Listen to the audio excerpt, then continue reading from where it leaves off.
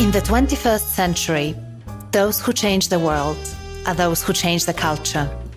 They get people in sync, lead tribes, create movements, and generate an energy field where ordinary people achieve extraordinary results.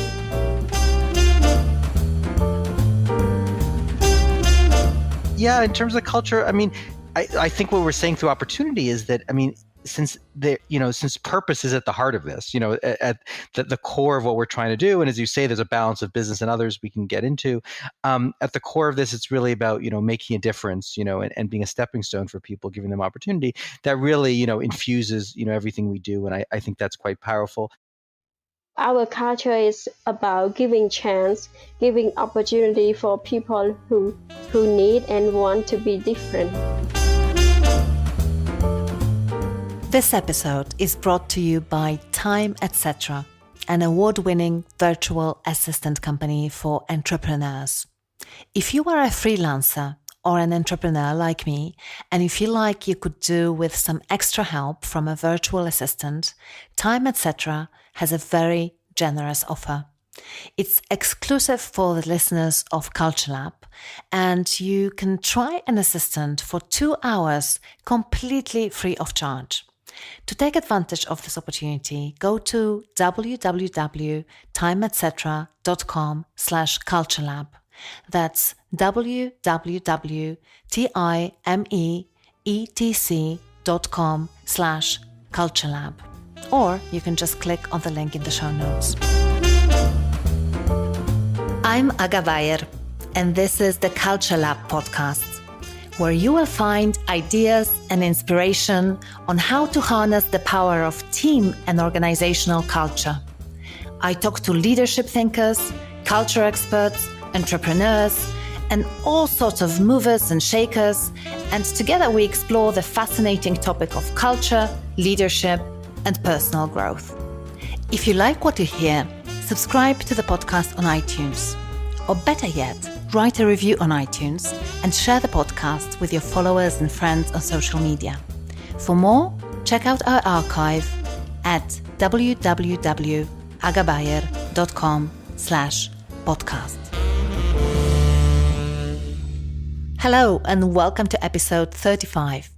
It's early March as I'm recording this, and the weather in northern Italy has been just gorgeous recently. Perfect season for long walks with our new pup, Ollie. And today I also noticed that the pink magnolias started blossoming, which is a clear sign that spring is here to stay, and nothing makes me happier than that. And now on to this week's episode. This time I'm talking to Jeremy Hockenstein, the CEO of the Digital Divide Data, and Sopheap, DDD's Executive Vice President. Jeremy was recommended to me by a previous guest, Professor Wendy Smith, whose research focuses on strategic paradoxes. Wendy basically looks at how leaders and senior teams effectively respond to contradictory agendas, and she gave Digital Divide Data as a perfect example of a company that, as she calls it, bows before dual gods: profitability and social impact. And she believes that they get great outcomes by doing this. DDD is a very interesting organization in that it has a rather unusual business model, and you'll find out all about it from Jeremy and Sopheap. So, with no further ado, here is Jeremy Hockenstein and Sopheap from Digital Divide Data. So today's episode is a first in that we have two guests joining us today, Jeremy Hockenstein from New York and Sopheap from Cambodia. And they both represent a company called the Digital Data Divide. Jeremy, Sopheap, welcome to Culture Lab. Thank you. Thank you. It's wonderful to have you, and it's amazing that we made it work. You calling in from New York and Sopheap from Cambodia and me in Milan, so the wonders of technology. I'm really, really excited to have you because I think it's always so interesting to speak to founders and people who work in companies and are in the trenches of shaping culture. And the first thing I would like to ask to introduce our listeners to your company is, if Jeremy, if you could just give our listeners a very short description of what DDD is and also how the idea to create the company was born. Sure. Thanks for having us. It's fun to be here. And I always learn from Sopheap, so it's great to be doing this together. 18 years ago, I was 29 years old. I'd grown up in Montreal. I was living in Boston. And a client, I was doing my own consulting. I used to be a consultant at McKinsey, and I was doing my own consulting. The client sent me to Hong Kong for the week. I'd never been to Asia before. And I asked someone, where should I go for the weekend? And they said I should go visit Angkor Wat. And so we should do a live podcast sometime in Angkor Wat together. But it's really beautiful, these Buddhist temples. And I went there for a weekend. And I was just really struck by the people that I met. I mean, I have to say, frankly, I'd never been to such a poor country before. I mean, I'm a little embarrassed, in retrospect, as some kind of white guy from America who kind of didn't really know about developing countries as much, although I've always been interested. But I showed up, and it was really just a powerful personal experience. I'd just been there a few days. I just kind of came, and I just met a lot of people. I could tell you a little more about it. For example, I met a group of people with disabilities who were selling crafts. And when I went in the back and talked to them, they were teaching people computers. I said, oh, great. And they were so proud of the graduates who had graduated from the program. And they showed me their pictures. I said, what jobs do they have? And they said, oh, we don't have any jobs. And I was like, oh, and it was bad enough they were wasting like World Bank or other people's money. But then it was more importantly, they were raising the hopes of these young people that they were going to have opportunities. So there was this real sense that computers and English were going to bring better futures, but it wasn't really happening on the ground. And so, I said, what can I do to help? And they said, look, we need something that would bring in revenue from the outside. There wasn't much of Phnom Penh's booming today. There are tall office buildings around Sopheap as we talk. But back then there were 2 paved roads in Phnom Penh in the year 2000. And so long story short, I told some friends about it. We went back for a month and we kind of knocked on doors and we said, what can we do to help? And from that, we developed Digital Divide Data. And so basically, short stories, we're a socially responsible and IT outsourcing firm, basically. We operate in Cambodia, Phnom Penh, Laos, Vientiane, and Kenya now in Nairobi. We also started a separate subsidiary in the U.S. employing military spouses and veterans in Virginia. That's called Liberty Source. That's a little bit different. But if we're focused on our international model today, what we do is we recruit young people who finished high school, very smart, poor families, wouldn't be able to go on to university, even though it only costs $500 a year in Cambodia and Laos, wouldn't be able to go to university. And so we recruit them. And we basically run a 4-year work-study program where people work for us 36 hours a week from our offices doing work for clients around the world. That work started as more basic data entry and now is much more advanced kind of cloud services and machine learning and artificial intelligence and other pieces like that, but still kind of lower medium end tasks to power those kinds of things. And then we give them scholarships and loans to go to university. So it's a work study program. People get a degree, they get work experience. And then after 4 years or so, we help them get a better job outside of DDD or get promoted internally. So the bottom line is it's really, about DDD is really about how do we help young people from poor backgrounds, but very motivated and smart. How do we give them an opportunity, a stepping stone to a better future? We've always said to people, we can't actually, give you a future, but we give you an opportunity. So that's what we do. We then have most of our revenue. We have about $15 million globally of earned revenue, a bit over that actually, and clients who pay us for the work that we do. And then we raise about $1 million a year for philanthropic support that goes for the training and scholarships and so on for our young people. Yeah, that's incredible. So I'm really curious because I can imagine at the very beginning in 2000, when you started this, it probably took quite a bit of determination to get it off the ground. So my curiosity is about what was personally important and meaningful for you to stick to it and bring it to reality. Right. For me, it's really been about a kind of, lifelong search for meaningful work, really. And I don't know, and it wasn't that it was always so explicit. I was mostly just trying to do well in school and other things like that over time. But I really did have this drive to try to figure out, how could I contribute, to the communities around me, and have work that wasn't just, challenging, but was also that was meaningful. And we didn't talk about it a lot, but I think when I look back at it, and it's been an emotional year because my mother passed away, earlier this year. But my mother was born in a concentration camp on April 18th, 1945, 3 weeks before liberation. She's one of the handful of people who were born and survived in a camp. She was conceived in the Lodz ghetto during the war. Her mother survived the selection at Auschwitz, pregnant with her. Really very miraculous. I mean, there's really a handful of people. And so, we didn't talk about it a lot, but, it's a miracle she had this life, and therefore it's a miracle that I'm alive. And, what do you do with your life when you really shouldn't have had it? I mean, I think we all face that, and we all know that any day, we could, have a heart attack, or, we know the fragility of life, something could happen. But I think it's even more dramatic in our conditions. So I always had the sense that I wanted to do some work. And frankly, I didn't, work that kind of made a difference. I didn't know what to do. After college, I did well. I did well in high school. I went to a good college. And then I was like, what do I go do? And, the recruiting jobs were investment banking and consulting. So I went to become a consultant because I didn't understand what investment bankers did at McKinsey. And I learned a lot there. But at the end of the day, making more money for the phone company, or others wasn't as meaningful to me. And so after business school, I didn't go back, even though they paid for my school, and I had to repay them, and I kind of sought out myself, and how to kind of do something that would make more of a difference. And so it was really just, at that moment, seeing this in front of me and just kind of running with that opportunity, and kind of trying to figure out, okay, where do we go from here? So I think that's what kind of was my personal motivation. Your mom's story is really amazing. I come from Poland, so she Auschwitz is in Poland. So as you were talking, I had this image of how incredible to be born there, my God, and really miraculous that she did manage to survive. So Sopheap, tell us about your role in DDD, and what was your first encounter? I think it would be interesting to find out, how you learned about the company. When did you join? Mm-hmm.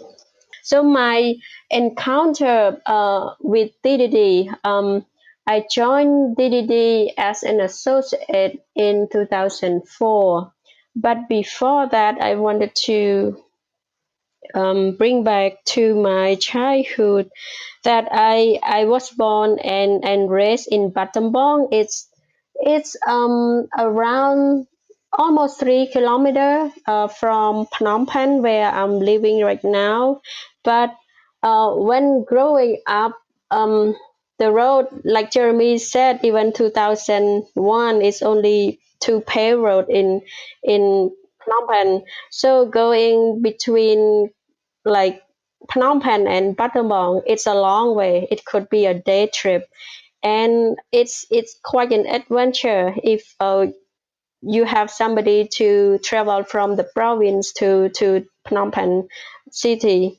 So I started my job as an associate. Before that, I had to earn my living through teaching small kids English skill, so I could earn some money and then pay for my own computer course and my English lesson as well.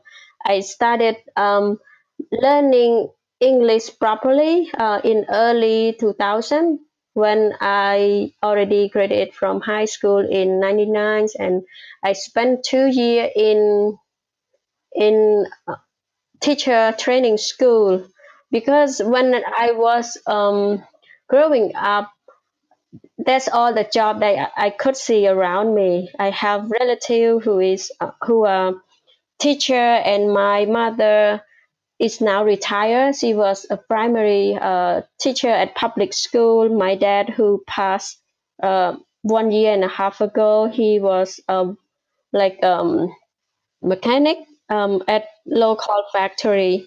So it's being a teacher is something that very secure, and I was told it was a good job. So if at that time somebody asked me what kind of job I would want to get when I grew up. I would say a teacher. And then when I was trained to be a teacher, I hated it. So my goal is to find something else to develop my skill. And then I found DDD through my computer teacher. So he introduced the idea, and then I applied because I almost didn't believe that there such organization that would provide job and then also scholarship to university. So it looked like a dream come true. That's how I. So was the selection process very, very strict back then? Yeah, And is it still? very strict because compared to now, I had to learn first and prove my ability to do the job. For now, we recruit students and then we train them to place the job at DDD. So it's completely different. I learned my English and also computer skills so that I can pass the typing test. But at that time, I couldn't make it for the first try because I didn't type fast enough. When I went to computer school, I think I learned 1 hour per day. But at that time, early 2000, computer access was still limited. So student wasn't like comfortable touching computer as their own property because they were afraid that they might break the computer and they didn't have money to pay for school. So touching the keyboard softly and 1 hour per day, and we didn't have computer at home, so it's hard to practice the speed.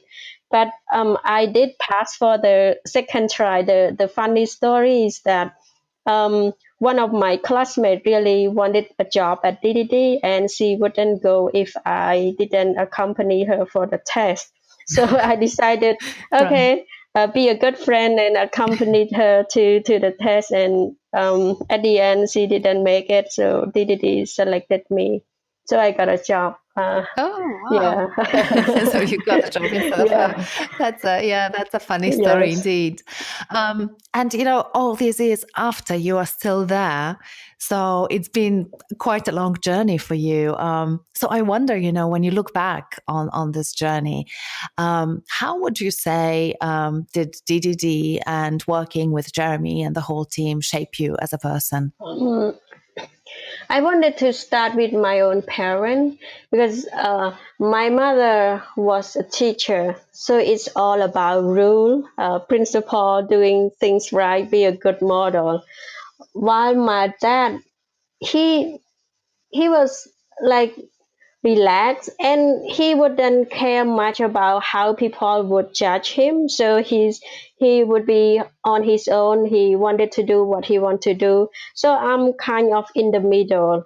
And plus we are like small family. I have my older brother, so they raise us equally. It's not like the daughter, I had to do a lot of housework, cooking or cleaning. They divided the housework equally. If I cook rice, my brother would clean the floor. So we grew up with the gender equality, and also my parents really value the education. So it it proved me that if you get the opportunity, you can grow.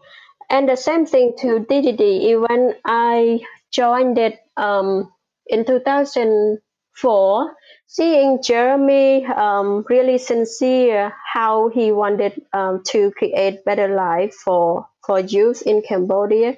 It just inspire every one of us.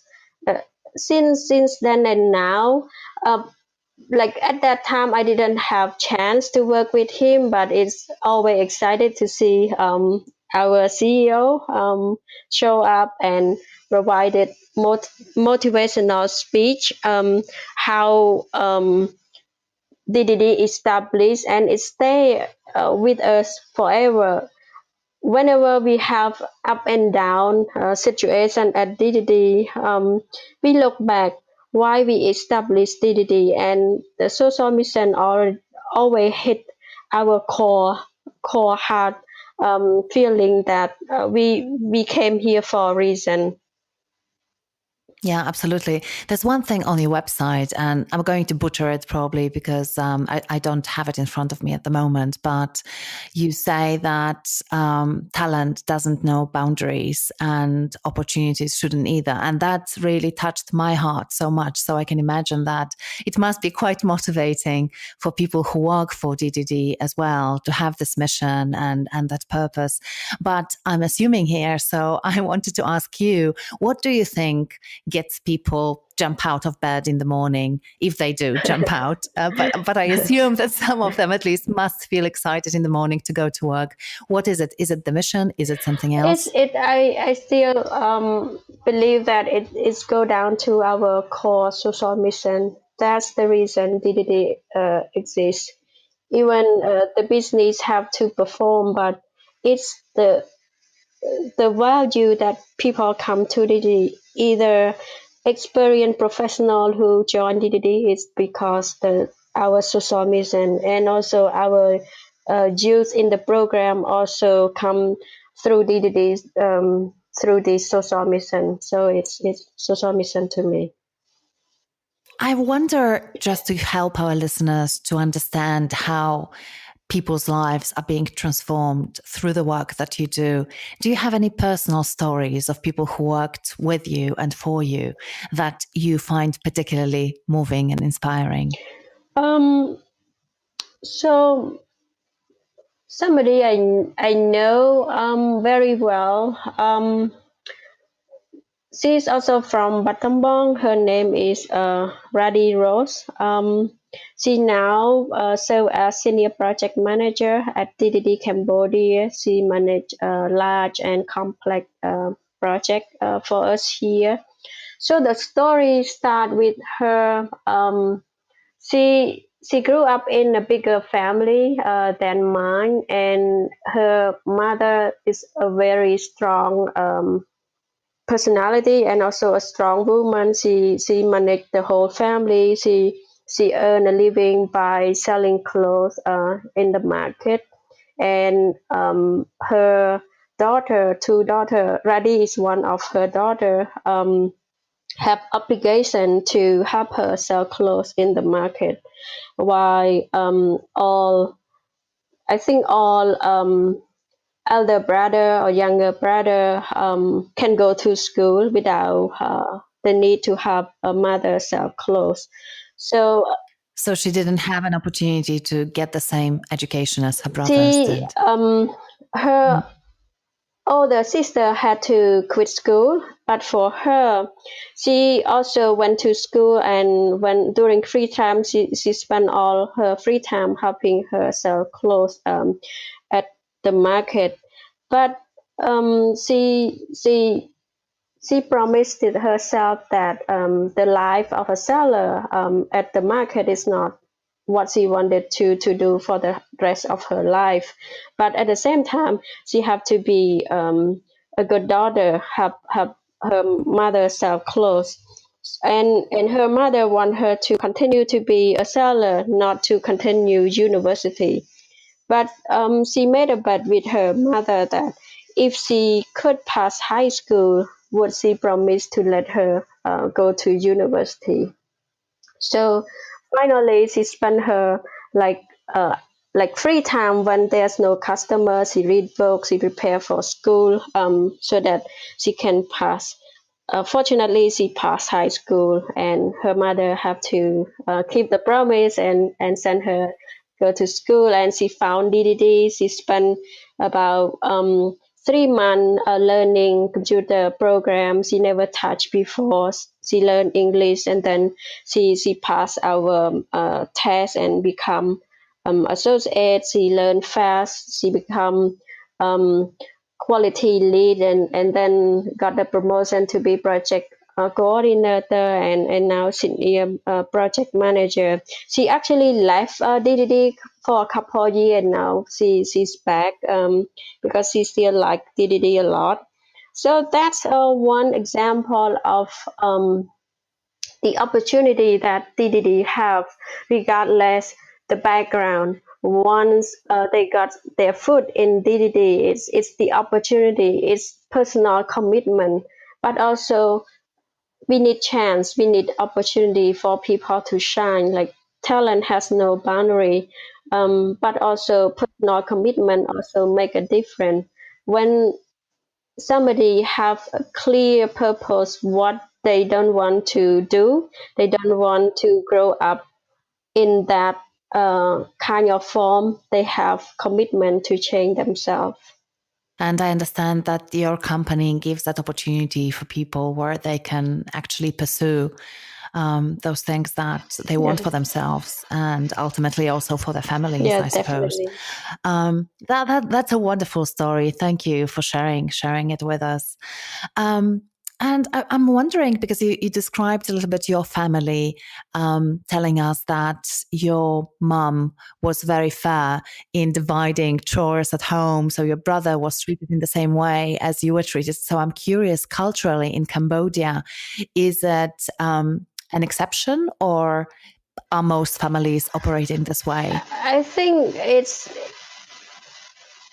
exception. I can give some example that is quite different in my family. So in Cambodia culture, men considered as the head of the family.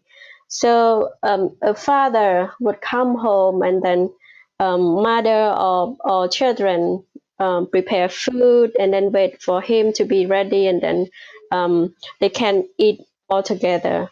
But for my dad and my mom, my mother, they all very clear that if we were hungry, just go and eat.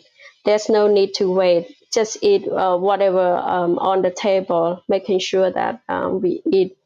And I grew up poor, but I still enjoy my childhood. That means I didn't have to do the work to earn money before I finished high school. So they make sure that I go to school, I can play, I take care of my own clothes, help a little bit on the household chore, but it's not ending up selling fruit on the stand or do whatever job to get a little bit money. So they make sure that I can focus on school. And one other story um, that when I don't remember when was the year, but my dad lost his job because the factory that he worked for closed down. So he had to stay home, take care of us, went to local market, bought grocery, and then cook while my mom went out and do a living. So it proved me that it's an equal value in the family. If my mom was busy making ends meet, my dad took care of us and cooked food for the children. I think it's always incredible. One of the questions that I usually ask on the podcast is, what were the early cultural influences that shaped people, shaped our guests? And it's incredible how those early childhood experiences, like the one that you have just described, what a huge impact they can have on people down the road, like in your case. The messages, the implicit message that conveyed was very powerful. Yeah, right. And when I joined DD, there's no difference because our management team didn't see any gender inequality. So men or women, we treated the same. If they prove they can do the job, they got promoted. So I never feel discriminated when I sit around the table with Jeremy and with other senior management. Even I'm the only Asian woman, but I don't feel any different. That's wonderful. So speaking of DDD culture, I'm wondering, when you think about this, do you think that you have a unique company culture? And if yes, what is it? How would you describe it? Jeremy can add more later, but for me, I think if we look at each element, it's similar to other workplace, like being friendly, respectful, helping each other, teamwork. But one thing that I would consider it's unique compared to other workplaces is opportunity.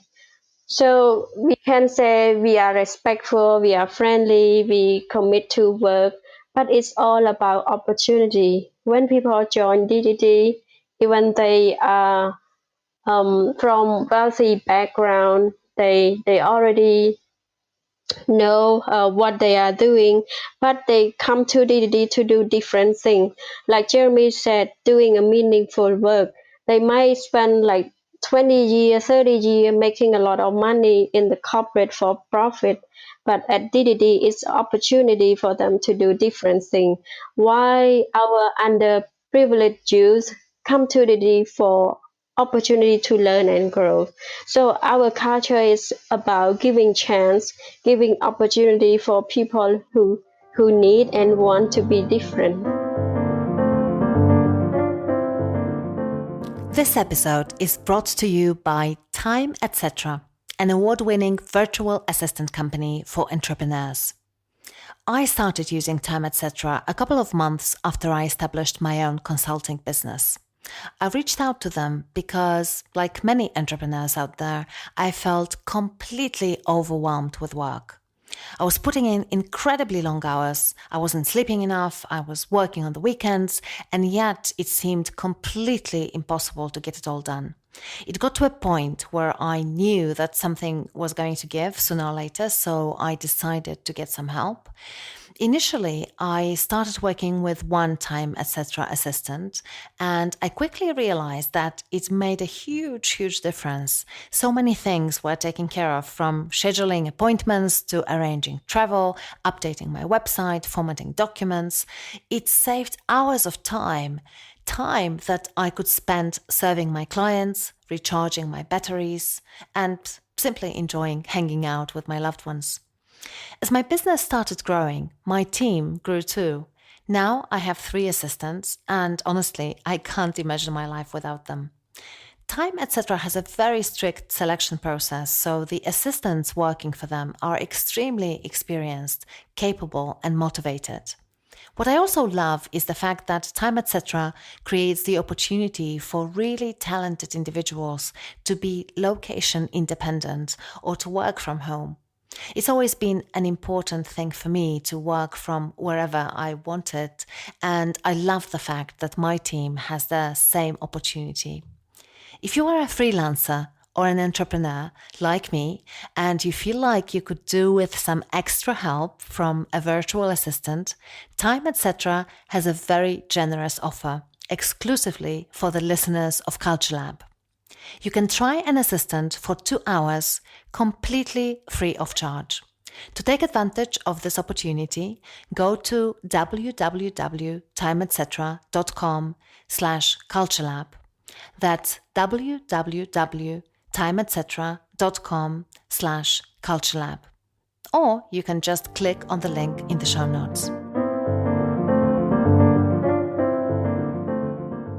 I think it's so wonderful because you've mentioned this word so many times, opportunity, and it really is very clear to me that it's one of the driving forces and really important principle for you as a company. And it was incredible to see how it resonates with people, because I recently ran a workshop on culture, on company culture. And actually, I made a reference to your company and I showed my audience your landing page on your website where you describe your mission. And then you have the sentence about the opportunity. And people approached me after the workshop and they said, wow, this is incredible. What is this company again? And where can we find it? So people really resonate with your purpose. And I'm sure that you've seen that many times. So, Jeremy, do you want to add anything to that in terms of the uniqueness of your culture, and also how do you make sure? Is it intentional? Do you do something to make sure that your culture supports your mission? But also, I think, and this is what Wendy calls bowing before the dual gods, right? So there's profit is still part of your business model, but at the same time, your mission, your purpose is extremely important. Yeah. Well, it's always great to listen to Sopheap, and I think as listeners kind of hear, I mean, Sopheap, embodies the mission as much as everyone. It would be great if everyone who came through DDD, was the same, had the same trajectory as Sopheap, although there are, thousands of people like her. But just to really, walk in the door 14 years ago as a young person, just so inspiring, trying to figure out, how to, I had the higher class problems of, trying to find meaningful work and not being satisfied at, some other jobs. And so people's trying to figure out how to support herself and just, and so her leadership over time is just really, the embodiment of DDD and how we're trying to see, how people develop over time into really, a global leader at this point. In terms of culture, I mean, I think what we're saying through opportunity is that, since purpose is at the heart of this, at the core of what we're trying to do. And as you say, there's a balance of business and others we can get into. At the core of this, it's really about, making a difference, and being a stepping stone for people, giving them opportunity that really, infuses, everything we do. And I think that's quite powerful. I mean, if I had to, pick another word about it, and so people can say if this is true or not. But, I think this kind of collaboration is a key piece of it. And I think there are a lot of dimensions to that. And, when we first started DD, we thought, okay, here's a project we start in Cambodia. And I didn't say earlier, for the first 7-8 years that I worked on DDD with some friends, this was just something small that I did on the side, and it wasn't my main job. And it was only about 11 years ago now that I started leading it full time. So we always thought, look, this would be a small project. We started in Cambodia. We knew enough about, development literature that, it was about empowering people and working collaboratively. And we thought, look, and then we'll hand it over and it'll work by itself and we won't be involved. I think what we learned over time is, the global economy is complicated. And this is tough what we're doing. We're selling to Fortune 500 companies. We're delivering it for young people like who come in the door originally like Sopheap without a lot of background. It's really complicated what we're doing. So it has to be it's going to be a collaborative effort over time and continue that way. And so I think I've tried to reinforce, if anything, and if I'm proud of anything I've done is, as kind of, one of the founders and as the main leader over these years is I've tried to make it's not about me, Jeremy, and this is, and I get enough attention and appreciation, which, I appreciate, but I think, even embodied in having Sopheap and I do this together, I've been, look, this isn't about me, this is about all of us. And I hope that everyone feels DDD is their organization, that they have, their future to DDD depends on each of us as much as it does on me. So I think that element of the collaboration is really tried to kind of quote, empower people throughout, and that works better and worse and so on. And there are a bunch of cultural issues around that, and we can get into them. I mean, Sopheap could, speak to much better than me, but just getting people to speak up, it's like, early on, particularly in Cambodia, it's so, hierarchical and patriarchal, that people could speak in a meeting with the CEO and say something, to even a difference of opinion, so different as the culture I came from McKinsey, the culture to the culture to dissent, and you were encouraged to speak up. But of course, there's still power dynamics and so on in any environment. But it was just so different. So I'd say, on the culture thing, I kind of this kind of collaboration, and then I think, trying to bring a lot of, I guess, what we call kind of Western qualities, and I'd be interested, could delve into them with Sopheap, but a lot of the things around speaking up, around any voices important around the table, around getting work done on time, coming to work on time, collaborating, working in teams. I mean, these things are different than kind of traditional Khmer culture, which brings a lot of strength in other ways to what we're doing.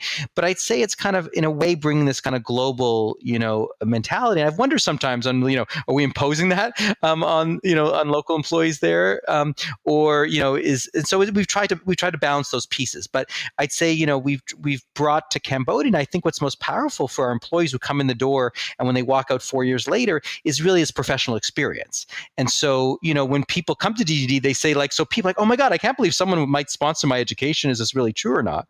But when we do these surveys with our graduates, and while they're at DDD in the first year or two, they're like, DDD was amazing because it helped me, go to school. After a few years, they say what we say, which is school is all right and it's a credential, although frankly the schools aren't so great.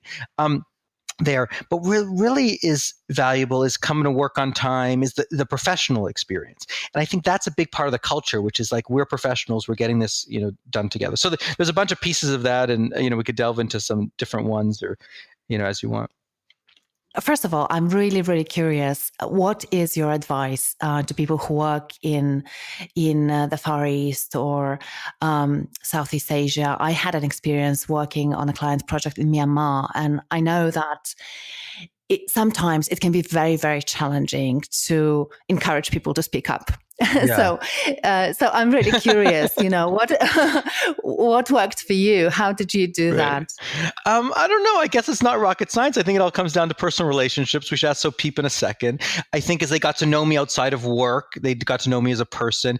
I mean, it's funny. I used to be kind of insulted. Like, I would come and I'd say to everyone, okay, is there any question anyone has for me? We'd have a big town hall and I'd give this thing, any question? And finally someone would speak up and say, like, do you have a picture of your daughter? Or because she was born, this past year. And at first I'm like, one second. I don't know why. I was like, what's not professional if I show up and I put up pictures of my kids? But now I show up and I put up pictures of my family and tell them what's been going on. I think people feel more of a personal connection. I spend time with them. They see like I'm this, I care about them.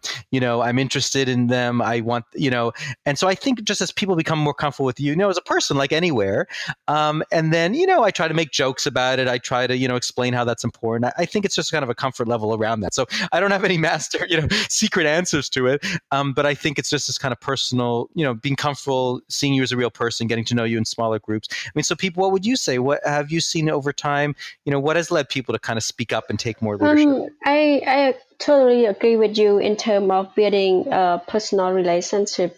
It takes time, especially building mutual trust, because when we have a different seniority and level of in the organization, they have to be careful who they speak to. And I think it's also important to look at the environment, whether or not it's a big group in front of people. If they speaking up actually hurt somebody in the team, it might not happen in a bigger group when you try to get deep down to the root cause. So there have to be a one-on-one, and also making sure that they know that when we ask, we are sincere. We really try to help or try to solve the problem. It's not just for the sake of the job. So when there's a sincere discussion, honest discussion, eye contact, I think people will know and then open up from time to time. It reminds me about a conversation when we had the board meeting in Kenya, Nairobi, in October. We have a breakout session. We have global senior management, including CEO, including the board member, our investor, and also the local team. So there's one section to talk about the rating of the different elements to be in a good team. So one of that is the speak up. So we do the rating, and I would rate the debate, speak up or debate at lower than other element, and then people start to debate with me. No, I think our team can speak openly and honestly, and we don't have problem debate each other idea. What I told them is I speak on behalf of everyone. So we cannot expect that our associate would be able to debate with the CEO. So that's different level of organizational chart, that at the senior level we can argue, we can debate for the best idea. But if I stand in the meeting with 100 associate, if I said something, probably set a tone, and people would not debate in front of the meeting. They would think a lot and then come back. It wouldn't work. Can you consider like this? It's the same thing as the small team here. I mean, and this is important. This isn't just like, does someone ask me a question about earnings versus, my daughter? This is, you're delivering products to clients, and do you speak up when there's a problem? I mean, it's still, we've never solved it completely, but, the first reaction, I guess we even have this, we have this in all cultures, but, is to, ignore the problem, assume it's going to go away and don't speak up, or if you get an email from the client, you don't know how to answer, well, just ignore it because maybe it'll get better, right? And those things don't work so successfully as we know. So, I mean, I think beyond, having people, learn who you are as a person and so on and become more comfortable with you, obviously, as people said, when there are mistakes, not, we don't fire the first person who made a mistake. We classically, as any good cultures try to do is, encourage people to speak up and figure out, how we're going to problem solve and fix it. So I think people see that we're sincere about it. Lastly, just one funny story, and I told you this when when we talked earlier, but there's a woman, Mai Siripongpan, who was our founder of DDD Laos and then became the head of Asia and still close with DDD. And she used to come to our, board meetings globally, in New York and otherwise, mostly Western people. And she's the kind of person, Sopheap similar, although she's evolved over time, where they don't speak up. She doesn't speak up very much. But when you turn to her at any moment and say, Mai, what are you thinking? She says the most brilliant thing. You're just like, oh my God, why didn't you tell us this? That's obviously the right answer here. And now we just wasted an hour, all of us talking. And so I would say to Mai, couldn't you just speak up more in the meetings? I mean, whenever you speak, it's so, it's so important. I don't want to just have to call on you. And she says, Jeremy, she thinks about it and she says, Jeremy, could you just be quiet for 2 days in the meeting? And she wasn't, and she was basically saying the same thing. Like, my emphasis is to speak up, hers is to stay quiet, right? So we have a different cultural thing, and it goes back to, do you speak at dinner when you're growing up with your family or not? You know? So it's just, really kind of different cultural kind of, backgrounds on it. Absolutely. Oh, it's so hilarious, isn't it? And we all have these blind spots. I think this is why, particularly for companies like you who work across cultures, it's so important to cultivate your own company culture, because sometimes it can balance out the cultural differences that you have due to you being from the US and then the rest of the people being from Cambodia, Laos, Kenya, and so on and so forth. So definitely having that common culture as DDD definitely helps, but I imagine that it takes a lot of time and a lot of effort to cultivate it. I think we'll need to move on slowly to our rapid fire questions. But before we go there, just one last question regarding that tension between serving your, serving your purpose and your mission, and also having to make money, frankly. Because I know that a lot of our listeners are wondering, is it risky? What does it really mean, first of all, to be a purpose-driven company? And then I think there's a lot of fear that if we become this, then profits will suffer, and eventually, it will all go down to hell in the handbasket. Right. Yeah, it's been an interesting journey. I mean, and sure, there are some trade-offs on those, frankly, and it might cost you financially sometimes. And the question is, where on the spot do you want to be, between arms smuggling on one side, and a homeless shelter on the other, or something like that, on the spectrum of, profitable and, impactful, and there's a whole range of places on them. And sure, you want the Pareto optimal ones. If you can have, more impact while still being just as financially sustainable, you certainly want to choose those, but you might choose a point on the curve, that trades off some finances for that. But you obviously want you want the solution to be above the, the profitable, mark. So there's certainly a range of things. And I've learned a lot over it. And I, might do it differently if I was doing it again, or not. We set up DDD at the highest level as a nonprofit. So we're a US 501c3, but then we own two companies, one domestically and one internationally that we own fully. And so that, to us, that embodied, people are like, well, why don't you be, and now there's more of a movement to become companies and B Corps and so on, which are great as well, and public benefit corporations. And perhaps I would do it differently if I was doing it again, we could talk about it for a couple of reasons, but to me, I said, look, guys, at the end of the day, the reason we're here, the reason we get up here, the reason we founded this organization is not to create wealth for the founders, which is ultimately what a company is really about, in terms of its, purpose and its board, governance responsibilities.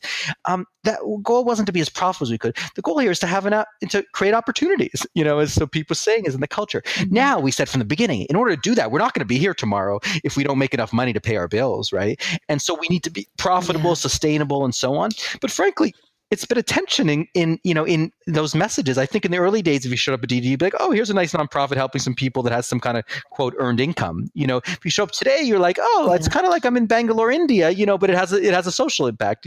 So I think the spectrum is certainly, we've shifted along it, and anything we've come to the more kind of financially driven part of it, I think, these days.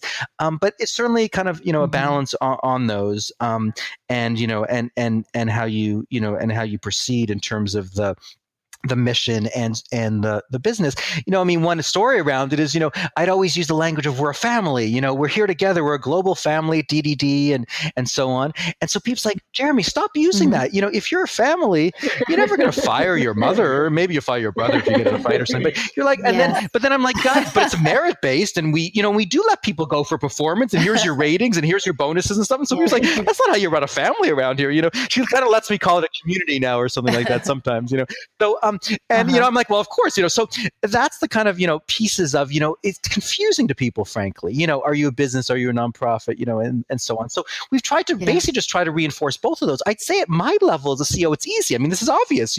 We're both of them. We're trying to maximize them. We don't always make the decisions that's most financially remunerative. Like, for example, a lot of companies in our space, when you get a new project, you hire 100 people. When you lose the project 3 months later, you fire those 100 people, and so on. Yeah.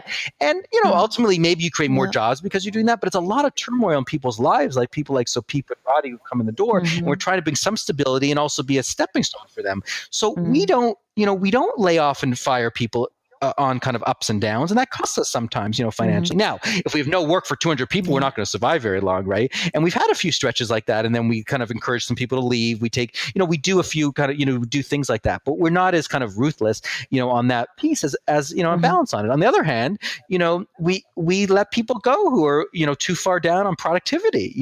We can't, there's only so much we can do to help people, and part of the culture is, about performance and market driven. So I think, those are the balances of them. I'd say maybe it's a topic of another podcast, but I think there are, I like to think that I think the mantra is, the nonprofit sector, if it just operated like the for-profit sector, like efficiently and smart, intelligently, it would run so much more efficiently, and I think there's a lot of problems with that. There's certainly a lot to learn from, a McKinsey or otherwise in terms of how to get things done and how to focus on the bottom line. But I think that in the nonprofit world like ours, or in the social enterprise like it's so much more complex on balancing these pieces, right? There's never one clear answer necessarily. There are kind of trade-offs on it. You're trying to balance the client, your employees, profitability, and so on. You have to keep them all, balanced in the air, but you have to be keeping them all in mind. And so I think, there are lessons the other ways around. I think in the social enterprise sector, we should say, hey, we have something to share with the for-profit world, because the for-profit world is getting increasingly complex. There's, I know in Europe, there's laws around how board members have fiduciary responsibilities, not just to profit, but to other stakeholders. And I just saw that in the U.S., that some of the new congressmen, women are proposing those kinds of things. So I think business is getting more complex with multiple, stakeholders. And, I don't have a simple answer about, how you do that, but I think kind of living in that tension, being aware of it, talking about the trade-offs, are the kinds of ways that you find for yourself, where, I hadn't thought of it that way, but, that Pareto optimal curve of financial return and social impact, where do you want to be? I think people are really thirsty nowadays for purpose. So a lot of organizations will have to really rethink to what extent they are purpose driven, even if they are not for profit, like your organization originally was founded to be, because more and more people, particularly millennials, as we say, although I think that older people have a need for purpose as well. So I'm curious, one last question to both of you. When did you have situations where your clients, your customers chose you over a competitor? And what are the reasons, if that happens, when that happens, what are the reasons that your customers choose you rather than another company? Definitely. Look, because of the mission, it's very compelling to people, as you said. And, Tom Friedman writes about us in The World is Flat, and some CEOs sees it, and they normally wouldn't consider, now we have 1,500 people, but, 500 people back then or so on. They normally wouldn't consider a, 500 person, few $1 million firm, but they give us the opportunity because of the powerful part of the mission. I I think, and we've gone back and forth, and it's a topic. I guess we have multiple podcasts to follow up on here, but it's around a topic of how do you bring the mission into your marketing and so on. I think at the end of the day, the bottom line is people don't pay us more and don't accept worse quality because of our mission. But if you can be equal or better on price and quality, people would pick you all day long around the mission. And so I do think it's powerful. Now it's real in our case, right? I mean, I think it's harder for a CEO in kind of a more traditional company. Like, okay, people want purpose. How do you bring that about? It has to be genuine, obviously. But yes, people. It has to be genuine and pretty powerful. And in our case, it is, because it's at the heart of what we're doing. So, but yes, people choose at the end of the day. It definitely works. And so, when I say there's a trade-off in social and finance, on the other hand, it certainly can be a boost to it. And we'd never survive as a regular company of this size and so on in our service lines if we were just kind of like everybody else. But I think it's because of this powerful piece. People are like, look, if I can, if you can get me the work done, and you can give me a similar price. I mean, there's some segments who will pay a bit more for it and aren't as price sensitive, around academics or universities and so on, that it's even a better fit mission wise.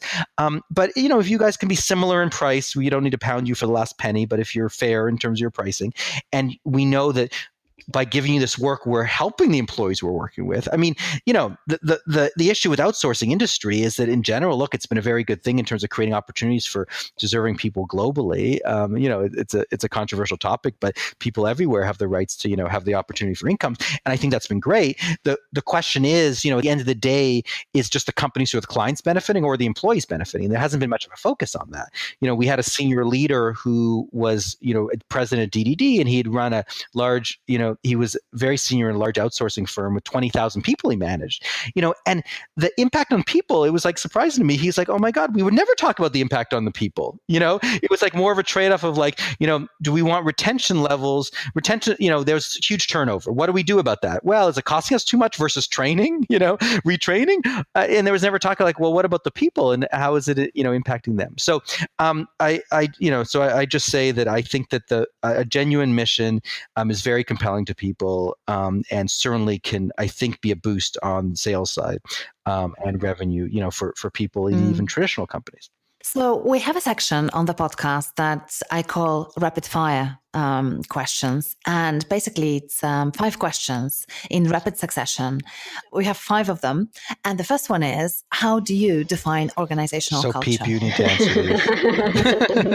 I've been talking too much. If I was answering, I'm going to say, ask. You had Ed Shine on a few weeks ago. Now you want to ask me? I mean, a few months ago. So, but Sopheap, what do you think? To me, it's about the feeling that lead people to believe on, and then they behave certain way.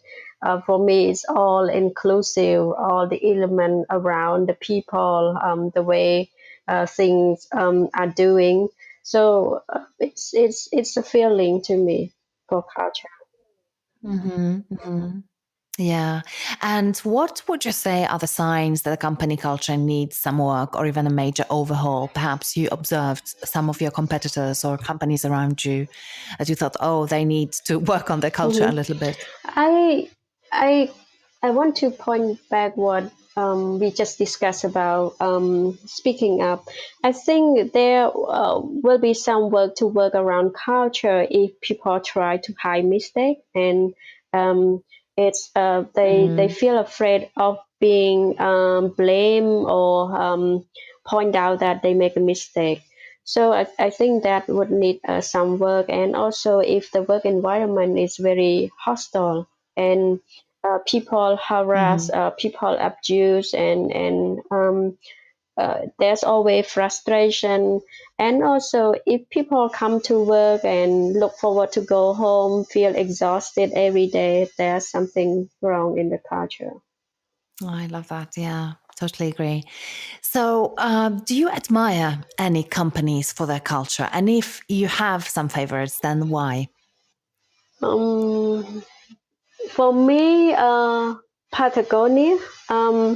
When I look I'm with you.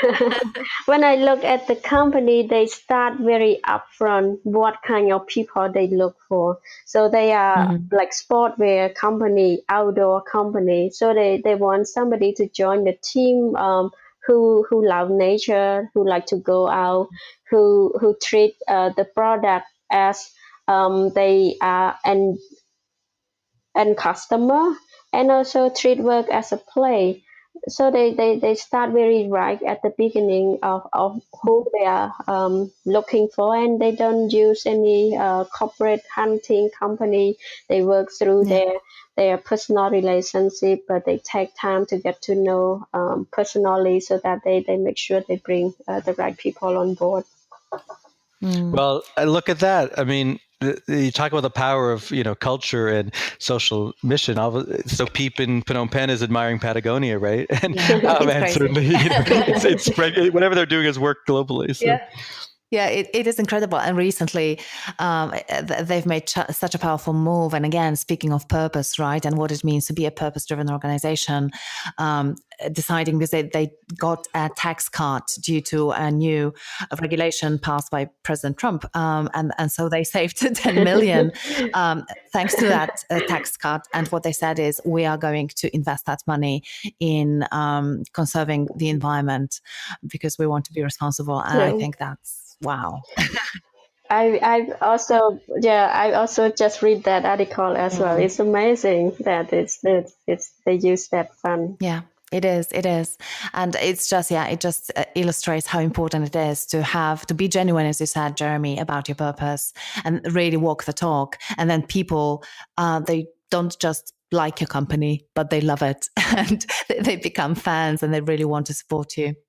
Okay, guys, so how about books on culture, on leadership? Is there anything that you'd recommend? I have one actually. Maybe it's come up on your previous podcast, but Roger Martin is in Toronto. The Opposable Mind. No one mentioned that. He was the head of the business school in Toronto. He's a member of the board at the Skoll Foundation, where we received an award from. So I've had the opportunity to speak with him a little bit. But just the Opposable Mind. It's based about how the leaders have to be able to act well. Have to be able to work as leaders with opposing ideas in mind, right? Mm-hmm. It's both true that if we don't, it's both true that if we don't deliver for the clients, we're not going to succeed. And it's true that if we don't, treat our employees well and give them opportunities to grow, and sometimes they're consistent, but sometimes they're opposites. And what I've seen is that at DDD, sometimes people have had harder times living with that ambiguity. Like, how can you be both trying to do both of these things at the same time? This is never going to work, right? And you need to be able to live in that, in that more uncomfortable place where these things are opposing each other. So The Opposable Mind by Roger Martin. Awesome. Thank you. We'll post the link in the show notes to the book. Okay. So one thing that our listeners could do tomorrow to build their own culture lab and start cultivating a culture that will help them and their teams to bring their vision to life. I think for me, everything starts from the top. So lead by example. I think people on the ground just look up to the leader. I don't remember the quote, the owner of the quote, but it's really true. Whenever something happens, I always reflect to that quote is leaders judge themselves by intention, but other people judge them by action or behavior.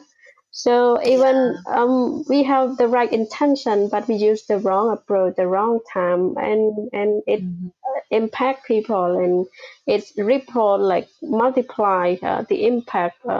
Just one word from a leader can impact if it's not right. Oh, I love that. I love that quote as well, Sopheap. So thanks for bringing it up. And I think we all do that. We all sort of judge ourselves based on our intentions.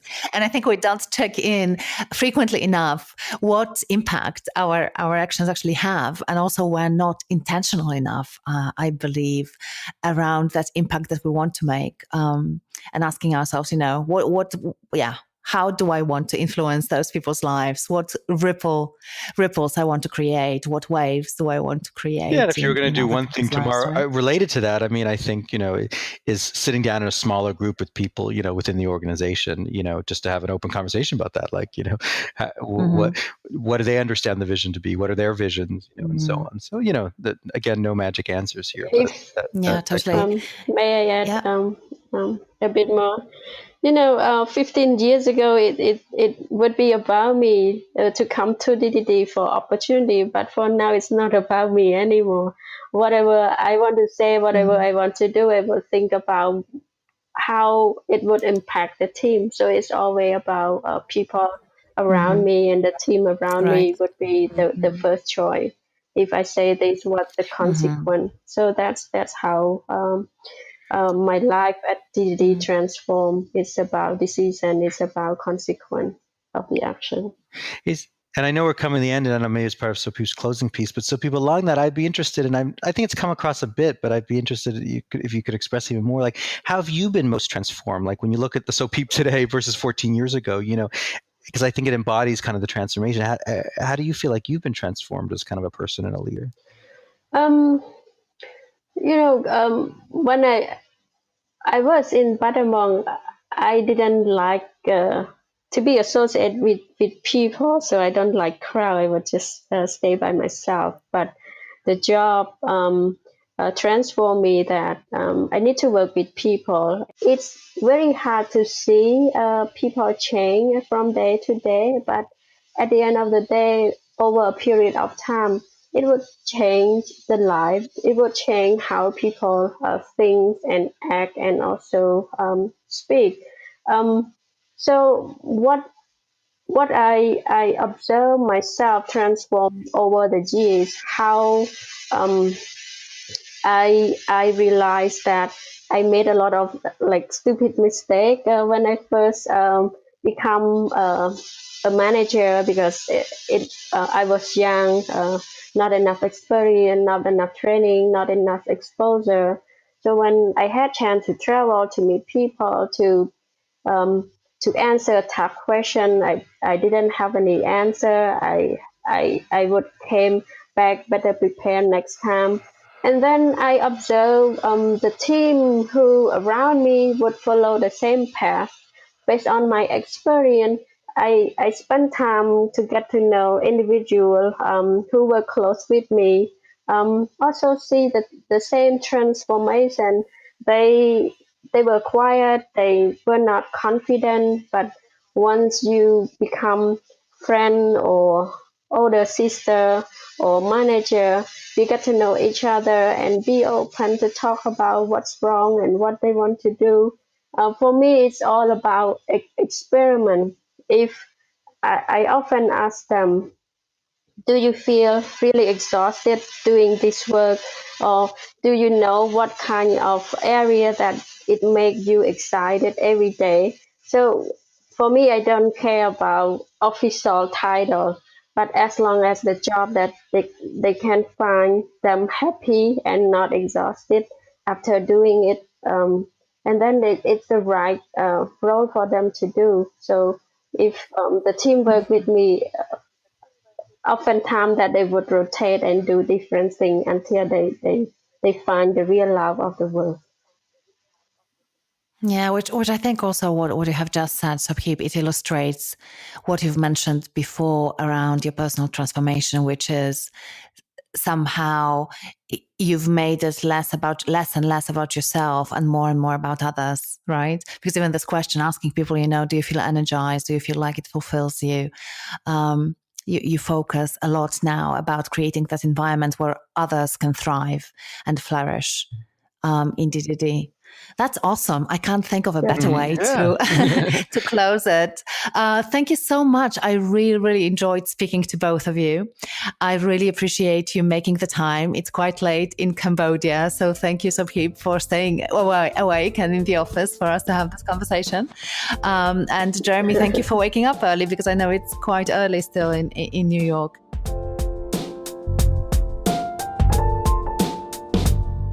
I'm Aga Bayer, the creator and host of the Culture Lab podcast, and this is the Culture Lab team. Production Manager, Lindsay Nunez. Art Director, Emily Spencer. Content Editor, Rachel Nice. Sound Producer, James Eade, Be Heard. And before we say goodbye, I want to give you a preview of my next interview with Stan Slap. Stan is a very cool dude, and I really enjoyed talking to him. He's a thought leader in how to achieve maximum commitment from manager, employee, and customer cultures. He wrote the New York Times, Wall Street Journal, and USA Today best-selling books on business culture, and he's the CEO of the international consulting company called Slap. Stan works with companies like Google, Facebook, Microsoft, Time Warner, and Nike, and his clients swear by his ability to transform their cultures and their results. Here is a short preview of our conversation. A culture comes into existence whenever a group of people share the same basic living circumstances, and so band together to share beliefs about the rules of survival and emotional prosperity. Now that's true whether it's in the jungles of Samoa or the Salesforce building in San Francisco. It's how do I survive living in this jungle, in this tribe, with this chief? And knowing that I'm going to be okay, then how do I get rewarded emotionally and avoid punishment? And whenever you have a group of people who share the same basic living circumstances, they band together to share these beliefs. Because the more people looking for the same watering hole, the safer it is for everyone. So a culture isn't the shared beliefs about the way things are around here. That's the currency of the culture. A culture is a self-protective organism that obsessively collects data, attempts to validate it, and then shares its findings amongst itself. Thank you for listening to this episode of Cultureland. If you found any moments that were interesting, inspiring, or maybe even game-changing, please share it with someone who'd appreciate it. After all, good ideas are meant to be shared.